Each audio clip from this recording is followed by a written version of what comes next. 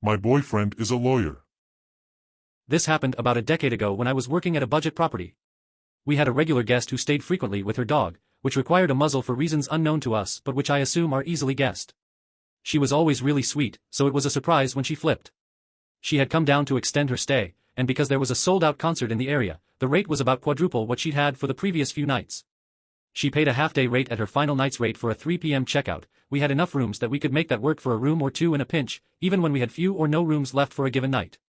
I started at 3 p.m., the AM manager told me the above, and I waited for her to come and let us know she was out. Around 3:15, the guest in the next room called about incessant barking. I called the room. No answer. Called the guest cell. No answer the first 2 times, finally got through on the third. She was just paying her bill at lunch and would be back in 5 minutes.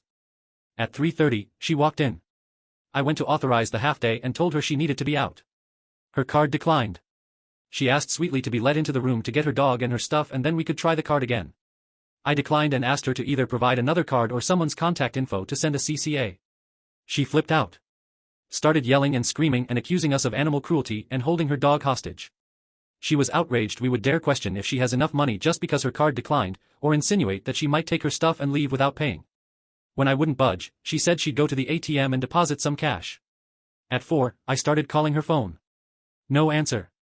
4:30, no answer. Left a message informing her she would now be responsible for the full night, at around $500, compared to the $63 she would have paid if she'd just gotten out on time. 5, no answer. 5:15, no answer. 5:30, no answer. And so on until she parked her G-Wagon out front and stormed into the lobby around 7 p.m. She slammed her card on the desk and said, "Okay, go ahead." I said, "As I mentioned on the voicemail I left a couple of hours ago, we have to charge you for tonight at the full rate." This did not sit well with her. She screamed, she cursed, she called me everything but a child of God. She said her boyfriend was a lawyer and they'd sue the hotel and me specifically and take everything each respective entity possessed. I gave her the GM's card and said she could reach out in the morning, but there was nothing I could do. Once we reached the point where the room couldn't be sold, she was responsible for paying.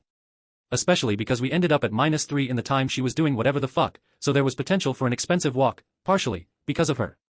Thankfully, we had exactly 3 no-shows. Her card declined again.